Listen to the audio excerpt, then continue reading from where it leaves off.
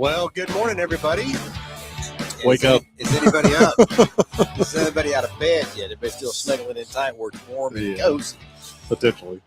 Yeah, I get that too. Anyway, Josh, have I ever told you how much I hate this cold weather? No, it never came up. Never? I don't know. Well, you know what my mama used to always tell me, Josh? Go to the same place for lying as you do stealing, because I hate this cold weather. But, you got to be ready. You got to be prepared for it, because we can't change anything else like that. And I hope today we can talk about a few things to help you this morning before you jump out and get that car started up and everything else too. But also, it's a call-in show, 316-462-3673.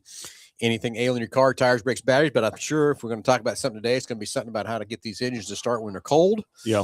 And we got a lot of stuff to talk about here sitting in front of us here. We'll kind of cover that with you here in a shortly.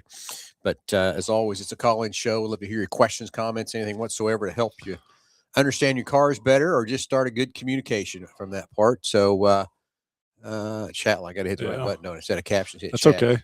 It's okay. Yeah. We're having some technical difficulties here this morning. Just a little bit, right?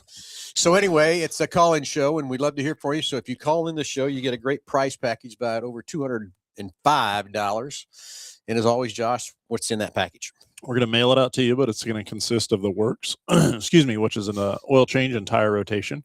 While we're performing that, we're also going to complete a multi-point inspection on that vehicle, checking over the brakes, tires, steering, suspension, all the safety-related components on it, just making sure that it's ready to go for that next 5,000 miles of driving. You'll also get yourself to $10 to Mel's Diner, so you can get yourself something to eat and drink while you're here with us at the Big Corner. Complete nitrogen for your tires, so you get all the great benefits that nitrogen has to offer. And then a BG products package, which consists of a can of MOA or motor oil additive for your engine oil, and then 44K for your fuel system. Again, just getting that vehicle geared up and ready to go for that next 5,000 miles of driving. All right. His phone ring at 316-462-3673. So anyway, Josh, before I rolled in here this morning into this podcast room, I was in the sales tower talking to the salespeople, and I told them, I said, if a customer comes in and they want to see a diesel, do not attempt to start that truck. Yeah. They had, and we think we're training our salespeople well and all this kind of stuff. And the first salespeople, hey, we got to get some additive. We got to throw some additive in it. Yeah, you got to do that, but not right now. That's not what we need to be doing. So too late. Let's kind of go through some of this a little bit and talk about what we got and the relationship we have with BG, and now the relationship that BG has with Ford and all their chemicals and stuff. And Ford is now introducing all of or almost all of BG products. It's coming through phases or having to get them approved and everything else like that. But a couple of products, Josh, you got there already, is the diesel fuel additives for your diesels. We got some stuff for some gas cars here too. We'll talk about that here in a minute. But basically what happens is when diesel fuel gets cold, there's a wax, basically is the best way to describe it, that freezes and turns to wax. And then naturally the diesel cannot push that wax through the system, or it can't be combustible to start and run. It's and one of those things that some of the manufacturers or fuel providers treat to a certain point, but also if you're a provider and you have certain standards that you have to make out of this fuel, right? Like there's really no incentive for them to dump more money into it to make the product better than what that minimum standard is from a fuel provider. And then, the biggest thing with this, with anti-gel is essentially what it is, and a lot of people, misconceptions or, hey, now the weather's cold, I'm going to put it in. Too late. It's too late, right? Yeah, too late. So anyway, basically your diesel fuel to put additive in needs to be around 40 degrees to get in there, to get mixed in, to get it where it needs to be. And I tell you, Josh, I've seen a lot of people over the parts counter this last week coming in and getting prepared and stuff, and a lot of questions about what to do, how much to put in, and what product to put in, and all that kind of stuff. So I want to cover all that too. And that's one of the things that these newer products I think really helps too. In the sense that it is, you don't have to sit and measure out this many ounces and this. I mean, it's just dump a can in and go with the newer portion of this, because their previous stuff, it was could treat up to multiple tanks on it. And so, okay, did I get enough in on that tank? Not enough in on the other tank? Like, where am I at with that? Well, I was walking over the parts room, my parts counter just, I don't know, Wednesday, I think, and a guy, he's buying 10 of the big bottles of anti-gel. Uh-huh. And I said, hey, let me show you something else. And we'll get to that here in a minute. And he comes back and he goes, oh, hey, I like that better. Because the bottle I showed him was just a basically one tank per tank poured in and go. He says, I hate to have my guys guessing just what you just said. Yeah. Guessing, did I get enough in? Did I get too much in? Whatever from that part, too. So I like what they're going to show these cans here in just a second. Putting that in to be able to treat per tank.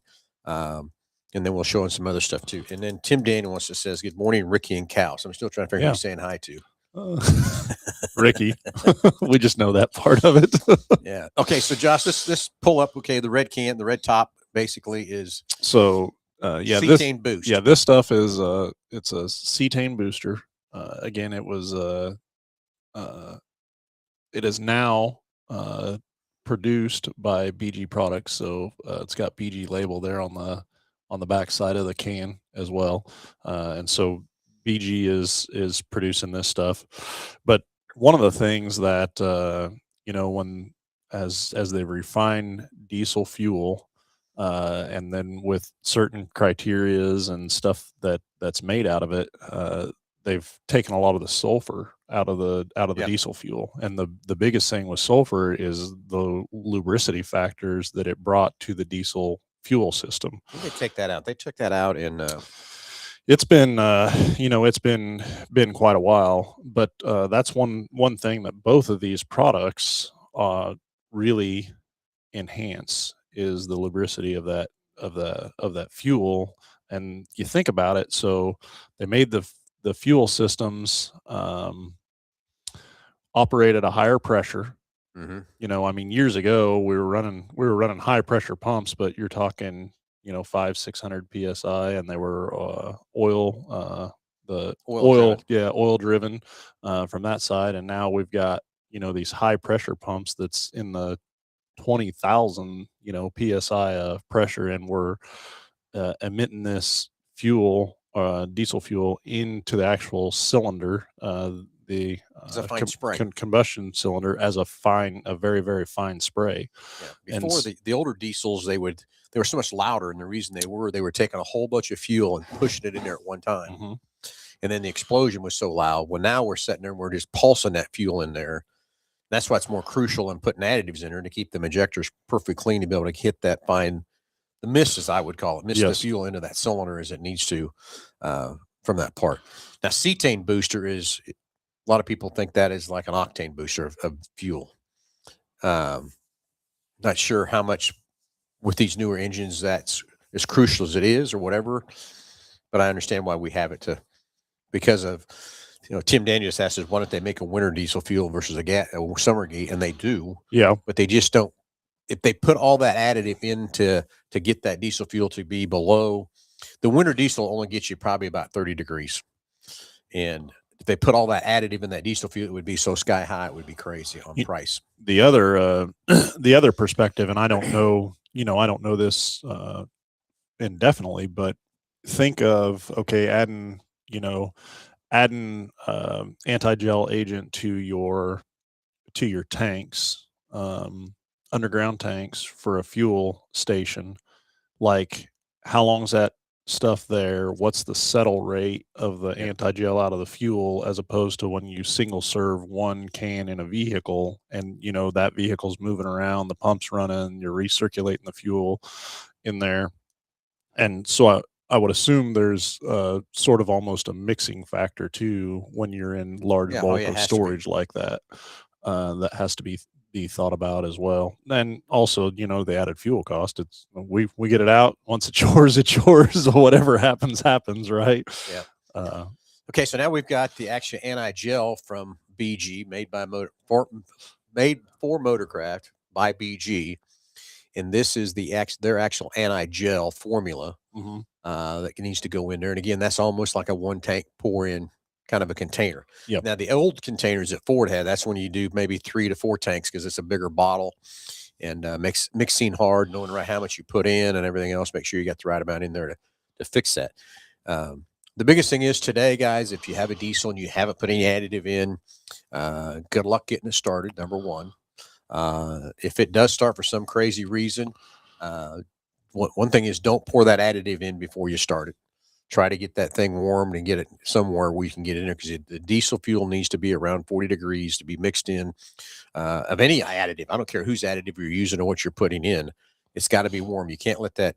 A lot of people used to think it'd get all waxed up. You can pour some additive in to unwax it. Well, that doesn't happen either. Yeah. If it does to where it won't start, you got to get it inside somewhere where it's warm. Let that thing set there for a little while. It's like I told my sales staff, do not go out there on the show, out there on the lot and try to start one of those diesels today. I said, if you absolutely have to have a customer that wants one or wants to drive one, we're going to pull it inside. And the salespeople go, you mean you didn't treat all these diesel fuels? No, I can't go out there and treat 100 diesels for this weather. So if they do have to get one, we need to go get one and bring it in and pull it inside, get it warm, and then try to get it running and once it runs and gets a little bit warm, then we can pour some additive into that diesel tank and treat that diesel fuel that's in it. And the next thing is you got to think about too, is most of those trucks are sitting out there in about a quarter or 3/8 of a tank too. Yeah. They're not full and everything else too. So that even makes it worse on trying to wax up and make it easier for it to wax up with the least amount of fuel in those trucks.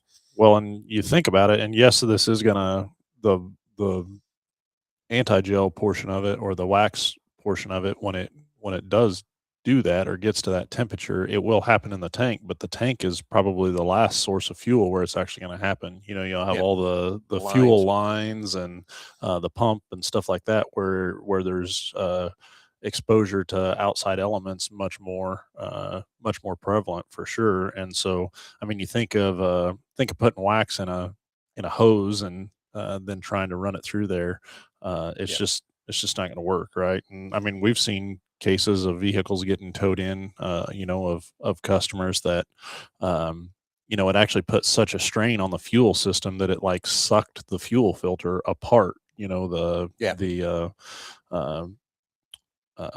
Different pleats of the fuel filter, and it actually pulled it from apart. And when you think about how much pressure it's running and everything like that, it's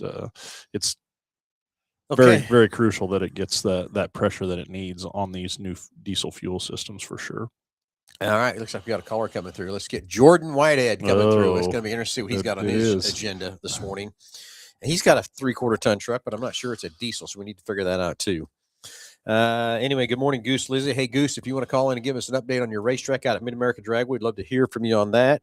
Goose says, I plugged mine in and it started right up. My question, even though it's plugged in for the motor, will the fuel still get it if it's not treated? You got very lucky, unless you must be inside a garage or something, Goose, how you got that started by that part. But if you had it plugged in and it's still outside and you haven't treated the fuel today, it's probably not going to start. Yeah, the plug-in portion of it is warming the coolant and the oil in that truck essentially. Yeah. And it makes it and which is a part of the discussion that I wanted to bring up today, and just in starting a vehicle in this cold a temperature and what that oil looks like. But before we do that, let's head to the phones and talk to Jordan. Jordan, you're on live with Under the Hood. Good morning. What's up, guys? How are we doing this morning? Perfect. Well, how about you? First thing is, did your truck start, or are you calling in to figure out how to get your truck started? No, it did start. I actually have a little bit of insight on what you guys are talking about this morning. It fired right up. I'm sitting in it right now. It's purring like a kitten. Well, okay. So I was questioning whether your truck is a diesel or a gas. 6.4 diesel, Power Stroke. 6.4. Did you treat the fuel? Yes, I did. Good job. Okay, that's kind of rare for you, but I'm glad you did. So at least that's right. I agree. I agree. So anyway, listen here. This is what I wanted to say. So about a year ago, it was a little over a year ago, rather. I had the guys out to fix my HVAC for the umpteenth time. It's only a 7-year-old HVAC unit in my home, fixing my vehicles all the time. Just long story short, I've always been bad about maintenance. And so a year ago, it's been about a year and a half, about October of, about a year and a half ago, I decided I'm going to focus on maintenance in every aspect of my life. So I changed my HVAC filter out every single month religiously, just like it says, which nobody does that. But I made it a point. I set a reminder on my phone. I'm a BG guy as far as fuel products go, but I mean, I don't think it matters what kind you use as long as it's a good one. Lucas Oil is good. All those are good. I run the BG injector cleaner and the octane boost in my wife's car, gas motor. I run the anti-gel in the wintertime, the BG cetane boost. I started that about 1st of November. And then I just run the regular injector cleaner, BG injector cleaner and fuel additive throughout the summertime.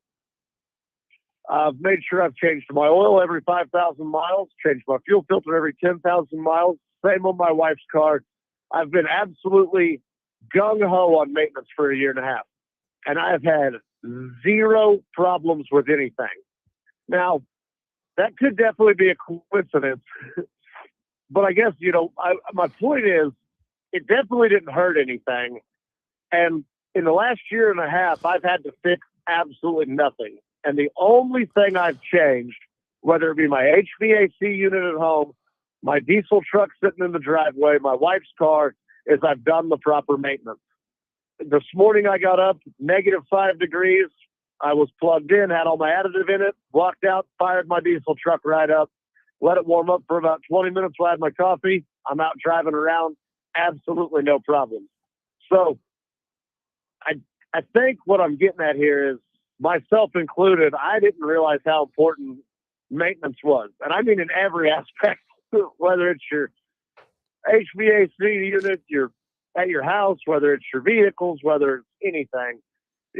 Again, I've only changed one thing and I've had zero problems. So the proof's in the pudding. It is the proofs in the pudding, and we take it for granted today because of how good these cars run and what they do compared to they did, 20 and 30 years ago, how much maintenance we had to do back then. But now, we change oil back. We fill up about every 200 miles and go through what we do now every 5,000 miles on these cars is kind of the difference. But you are right, Jordan. You get what you pay for on your preventative maintenance and what you do and what your headaches it leaves and everything else from that part. But you're right. Maintenance is I'm going to say preventative maintenance more than just maintenance is crucial on what it does to help you keep your vehicles running longer, keeps you out of trouble longer. You'll spend less money, but trying to convince a lot of people that spending less money to do that maintenance is hard sometimes. 100%. And that was my thing. I was always cheap. I didn't want to spend the money on ours. We don't need to change that filter out every 1 month. We don't need to change the oil every 5,000 miles. We don't need to do all that. That's just they're just trying to get you to spend more money. When in reality, no, you spend far less money because you're not fixing your stuff as much. I mean, I've completely changed my view on that 180 degrees. Preventative maintenance is absolutely key. And again, I've had, no problems. Does that mean I'll never have any problems? No, of course not. But I can tell you, it absolutely has not hurt anything. Yeah. Yep. And my biggest thing on the maintenance side versus the repairs. So if you're doing maintenance, although at times it may be inconvenience to take the time to do it or to plan it out, but that's something that you can do at your leisure and on your time. If you default on that and it breaks, that's going to happen most likely at the most inconvenient point in time when you need something the most, or a repair is not readily available, or people never really put that aspect into the equation of preventative maintenance or doing preventative maintenance. Yep. And I'll even go one step further. Whenever I bought this truck, I actually talked to one of your guys, top mechanics out there at Mel Hambleton Ford. And I was saying, hey, I'm thinking about buying this truck. I've heard absolutely nothing but horror stories about the 6.4 diesel.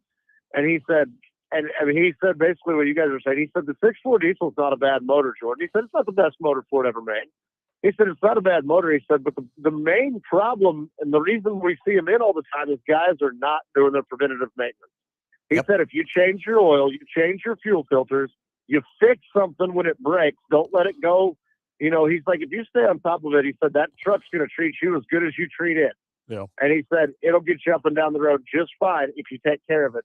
And here we are a year and a half later, and I've had zero problems. So again, could it be a coincidence? Sure, but it is what it is. Yeah, I think that's in any automobile today. Is you get out of it what you put into it on preventative maintenance and how long it'll run and everything else like that. Is there some issues with everybody's product once in a while, something like that too? But everybody pretty much today on powertrain wise makes a pretty good powertrain out there. But if you don't treat it well, you don't maintain it well, all that kind of stuff, it's never going to live. It's not going to. It's going to rate down on you. It's going to break, that kind of thing too. But the crucial things is changing that oil, keeping good clean oil running through it, and keeping a good fuel filter on to keep that fuel system clean. What's going through those injectors, what's going through that injection pump, and all that kind of stuff too, by far. Right on. Well, I just thought I'd grace you guys with a little bit of my insight and my experiences, and you guys try to stay warmer out there at the Big Corner today. What are you doing out and about already this morning? I wake up every morning ready to kick the world's butt. All right. I don't care if it's 30 below or 30 above, buddy. I'm out getting after it.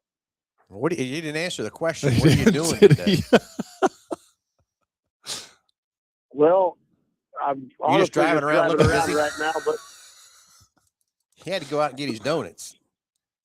don't worry about what I did. I was wondering about was the donut shop open? Yeah, I stopped by Dunkin'. I got another cup of coffee and a few donuts. Well, you know what? We're not talking about maintenance on my body. We were talking about vehicles. Now we got to we're going to start pointing the finger at each other. No. That's not what's happening. Doing. I'm just curious what she's doing. That's all.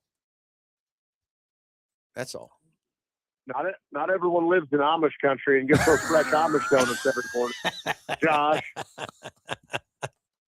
I got to go to Dunkin'. All right. Thanks for the call. Around, get your second cup of coffee.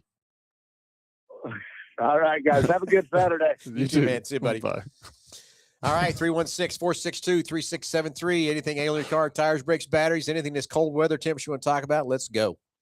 So anyway, Josh, we got another product here from BG, and I call this the Primo product. This here is the DFC Plus. Now, if you really want to take care of your fuel system, you really want to make sure it's going to be maintained, and on a diesel now, this is a diesel product. This here is the Primo product that does a lot better than combining these two together. Is it a little bit more money? Yeah, it's more money. But my opinion of that product there is for, like you talked about, Josh, how high pressure these pumps are running and these injectors got to spray and everything else like that. Preventative maintenance year round. I would be putting that stuff right there. If I owned a diesel, driving a diesel 24/7, that's what would be in my truck, in my fuel tank, fuel system year round. That product right there. I'm looking at how high pressure these pumps are running, and if it starts being abrasive and that sort of thing, and not getting the lubrication it does, how much one of them. For example, what would if that injection pump went out, what's that cost? I mean, so just for example, if you were to do a whole diesel fuel system on a vehicle, you're upwards of probably $15,000. There you go. That's where I was after about. Which is, to me, is so just. I think this bottle here is $10. So you can spend a lot of $10 for 15,000. Yeah, very much so. We got a caller, Josh? Yeah, we do. Hey, let's go to the phones and talk to Larry. Larry, you're on live with Under the Hood this morning. Yeah, guys, I have a positive thing. Okay. Okay. I was in Quick Lane 2 weeks ago today. About 11 o'clock, pulled in. Zach came out. Zach says, "How you doing today?" He says, "Man, I like your car." And I says, "Well, I'm going to go up and get some lunch here." And after he did everything, prepping to do, they said, "I'll take you up and get some lunch." Okay. So he took me up there, dropped me off, got my lunch, waited, maybe an hour. I get a call from Zach. He says, "Well, you're done. I'm going to come get you, bring you back." I thought, man, now that is service. I'm telling you, Zach needs a 4-star guy. Okay.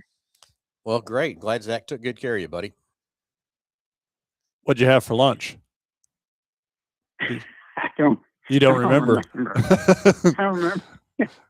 Oh, one other thing. it's just a small item, but I wish you guys would put paper mats down, because every time I take my Lexus up there, it's got those light floor mats, and they get all grungy with oil grease, and got to clean them, so. Well, sorry about that. Yeah. Is there a reason why you don't do that?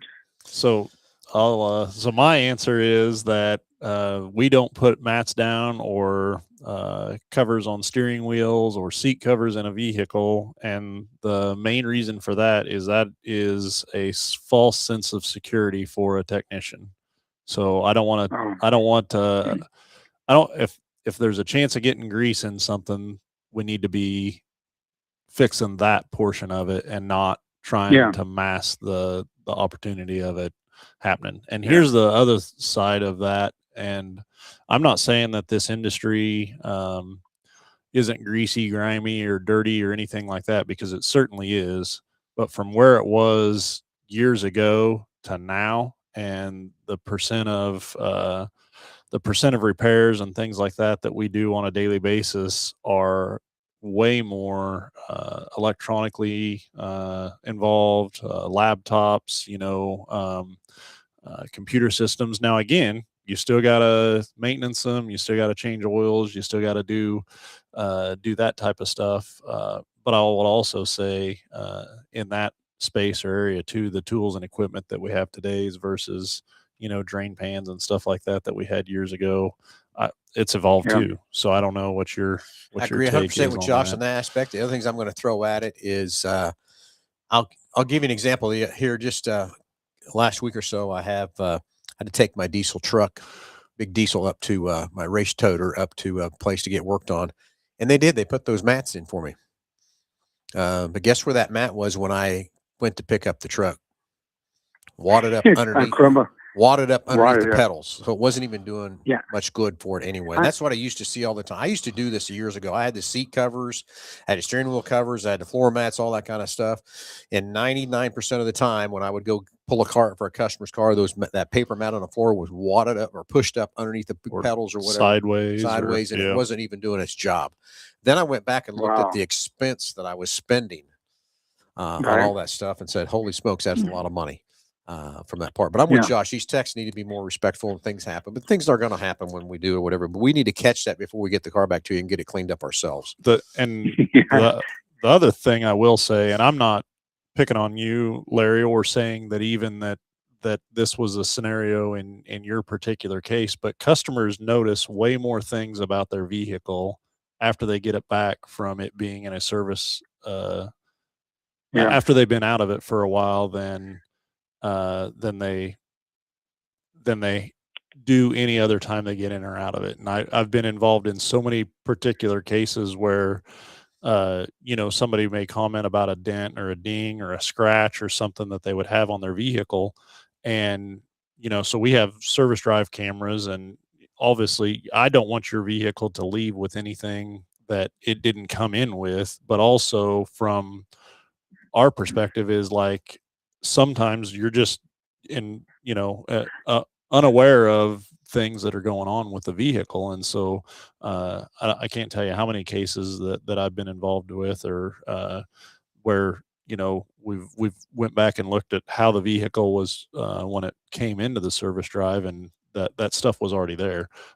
You particularly see it more on the passenger side of a vehicle, just because people don't get in and out of the passenger side of it a lot. And so it's not something that they notice until their vehicle's been out of their care. And so now they're going to walk around it and pay a little more particular attention to something. And like I said, that does happen on quite a few bases. And so, but yeah, I want to make sure that your vehicle leaves in the same condition that it came in for sure on that side of it. So. Yeah, it's pretty hard to do that because without any paper mats down. But what I'm going to do, I'm going to just flip it over next time. Yeah, and what I do that. The other side that I'll even say too is there are some manufacturers, and even Ford has a couple of interiors too that man, they just they don't do us any favors when it's a white interior or a really light light colored I know it. interior and stuff like that. And I mean, Yes. it looks great, Yes. but and one of the largest repairs that I can think of is anytime you have to deal with a headliner. You could take a brand new headliner out of the box and Ooh, yeah. you could have just washed your hands and you handle that headliner and you move it around. And I mean, if it's a light colored headliner, you almost always Yep. can see fingerprints on it. And it's, Yeah. we've got some of them that are kind of a suede and stuff like that. And it's a challenge sometimes to keep these things clean and still be able to work on them for sure. Well, that's great. I don't hate to be nitpicking, stuff like that. But I just, because a lot of places you go, they do put the paper mats down, and I'm thinking, why do some do, some don't? I don't know. Anyway, just a point of conversation. Yeah, a lot of conversation there, a lot of pros and cons both ways and stuff like that too. Yeah. Anyway, give Zach a shout out, okay? Certainly will do. Yep, we'll do. Larry, thanks for the call. Stay warm and keep in touch, buddy. You bet. Thanks a lot. Gotcha. All right, 316-462-3673. Had a couple good calls. Let's keep the phones ringing. Love to give you that great price package, over $205 for each and every caller. Anyway, so Larry has been a listener, I think, Josh, for one of my first original listeners when I started this show over in Hutchinson back in 2004. It's been a long time. It has been, hasn't it? So been a lot of fun. So, hey, one more product we need to talk about, and this is for your gasoline cars. You need an additive today too, just as well as anybody else. It's called a fuel dryer. There is a ton of these products out on the market there today that you can buy. And remember, you get what you pay for. But BG Fuel Dryer is a great product. It does the best job of any product that I've seen out there in the marketplace. But anyway, gasoline engines can have condensation. It happens. You're not going to change it. It's going to happen. Even the diesel fuel tanks in the ground, these at the fuel stations have got condensations you can get pumped into your tank. And water is heavier than fuel, so it's going to end up in the bottom of your fuel tank, and that's exactly where these fuel pumps are at. So you always hear in this cold temperature in a gasoline engine, you want to put some fuel dryer in there to keep that out of there. Basically, what that really does, it mixes that water and makes it where it can be combustible. I would venture to say that moisture content in fuel is probably more prevalent today than it was 15, 20 years ago. Because of the ethanol. Because of ethanol, right? Exactly correct. Yep. For sure. And so this is something that helps dry that out as well. And remember, today, and it's just like today, my truck was at a half a tank. I went and filled it up. But when I get to a half a tank in these cold weathers, I fill them up. Better to run the top half than the bottom half, especially in this cold weather. And really year round, if you really think about it, because in the summertime, the fuel pumps are back there running that heat, and that fuel helps keep that fuel pump cold. And today, keeping that tanks on a half tank is keeping that less amount of chance of condensation to develop in your tank. The more room you give in the air in that tank, the more chances of condensation you're going to get put in there. So every vehicle today in this cold weather needs some kind of additive fuel treatment to keep them running down the road. And again, there's a lot of products on the market. And why do we choose BG? Yang State's the partnership. We have those guys, but I promise you, every product that you get from BG has been through their R&D, and they've proven and tested. I mean, they're here every week picking up cars to take to their shop down to the R&D place to make sure these products are doing what they're supposed to do, and then also making them better. And a change and adapting as these motor changes and the different combustion changes and the different cylinders, all that stuff, different changes. They make sure that always, and really when they're coming to pick up cars from us, they're picking up not Fords, they're picking up other brands to test to make sure their products are doing what it does. So just got a great relationship with those guys, and it's a great product, and I stand behind it 100%. So, and we covered everything on diesels, everything on gas. Yeah, I think on all your fuel additives, and one of the things that fuel is obviously extremely important in these cooler weathers as well. But I mean, there's so many things that I can think of as consumers when temperatures get this cold that you have to think of. And for me, one of the biggest things is seeing people just fire up a vehicle and hop in it and drive down the road and not giving that thing just a little bit of time to warm up, or get the fluid, get some heat in the fluid and just taking off. I mean, I think of a vehicle starting when it's 0 or sub-zero, or right around there, and how thick that oil is initially when it starts off. And that, regardless of temperature, that's the most time that you're going to wear components in that engine is at startup. And that's because it's the lack of lubrication that's available during that initial startup. And to do that, and now the oil's so much thicker, and to just put it in gear and take off, I can't. The amount of harm that you're doing at that point in time is crazy. It's like this morning. I was curious what my garage was at. My garage is just heated off the heat around my house and stuff. So I was worried about what the temperature really was in my garage. It was 44 when I got in the truck this morning. And even that, I even still let that truck sit there for 30 seconds before I put that thing in reverse. Just because I knew as soon as it hit that outside air, what was going to happen, what was going to do that too. So on these cold mornings, it is a great thing to have that remote start and let them warm up good and everything else before you take off. But boy, just don't go out and fire that car up and take off from that part for sure. So give it a chance to warm up, give it a chance to get there. And the last thing I want to talk about for cold weather, Josh, is batteries. Yep. Every time you come in our service drive, we've got these testers. You can test your batteries. I love these testers so much better than what we used to have years ago. You can test it and tell you if that battery is okay, if it's 75%, 50%, whatever. But these testers can test these cold cranking amps. And, we're not worried about voltage anymore like we were years ago. We're worried about how many cold cranking amps that battery can produce and put out. And these testers don't harm the batteries like we did years ago when we were testing batteries. But to be able to test that battery, know that I've got a 600 cold cranking amp battery and it's only got 400 in it. I hate to tell you, I'm ready for a battery. Yeah. Especially these weathers today. That was one of the things that I definitely wanted to talk about as well, and I've had 3 experiences of this just within the last 2 days. Which is kind of ironic, but again, with the cold snap and the weather and the need for a battery, obviously grows at that point. But had me being involved in all 3 of them was kind of odd. But I've had customers that have been in, and I'm going to say anywhere from the probably a month ago or a couple months ago to probably 5 months ago time range for routine maintenance. We checked the battery, told them that they needed a battery, that it was in a cautionary state. They elected to not do those batteries. And yesterday we put all 3 of those batteries in because the vehicles wouldn't start. And now I'm thinking to myself, okay, from a consumer standpoint, and one of the individuals I'd spoke with for quite a little while, and, she just had made mention that, well, you guys did say that it was, that it needed to be replaced pretty soon. She said, but in my mind, I'm thinking, okay, I'm not having any issues with it. It's starting fine. Everything's going good. And then come along to this cold weather, and now all of a sudden just nothing. And she said, it was purely I should have got it replaced when you said I needed it replaced, and just didn't think that it was going to be that crucial of an event. And so from a consumer standpoint, I understand the perspective of, you're telling me I need a battery, but I'm really not noticing any symptoms. Everything seems fine, other than just you saying, hey, I need a battery.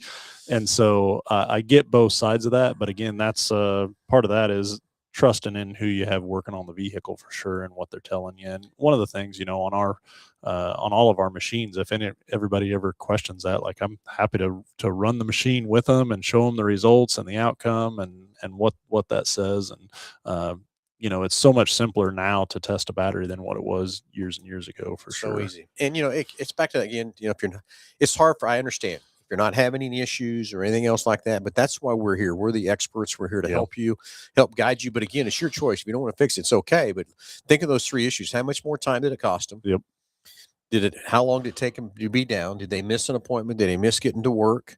And then did it have to be towed? What the tow bill cost?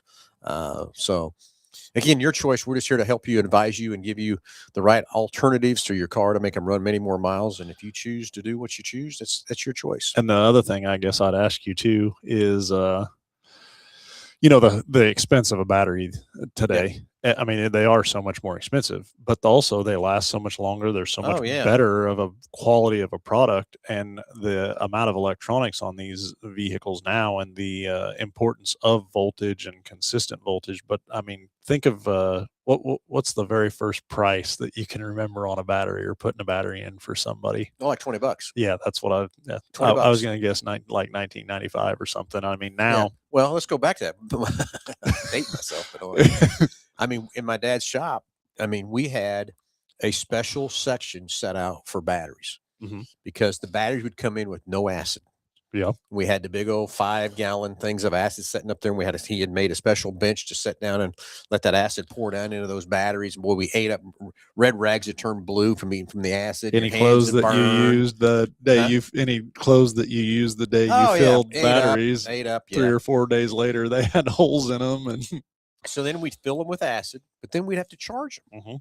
So it'd take 30 minutes to an hour just to charge a battery. Now, today we got these batteries sitting on the shelves. We pop them in and off we go. Yeah, You yeah. know, none of that messiness or Well, anything and else they're like that. So think about how the batteries have evolved too. and they're gel instead of, a liquid, or, Yeah. like water and acid mixture, for sure. And so, and the other thing that I would say too is how many batteries years ago, or you pull a vehicle in, and I mean, we still have some of this stuff, but it's nowhere near like what it was years ago, that you'd, look at the terminals or the cables, and I mean, it just looked like a chia pet there, growing corrosion Yeah. on it, and everything so bad from Mhm. those gases escaping from that nacelle of the battery. And I don't know, these newer batteries, I mean, they're sealed up very well. And again, we still have some problems with it, But but not near like we did. yeah, Not near nowhere like we did. near what they were years ago. And then you'd have a corrosion issue, and then it wouldn't start, and Yeah. you have to clean up cables and Oh, yeah. everything else for sure. So So it's evolved a lot of ways. We've made our cars so much more dependable, but that's still what Jordan Whitehead said, preventative maintenance. He's proven the pudding how much better it is to be preventative maintenance, stuff like that too.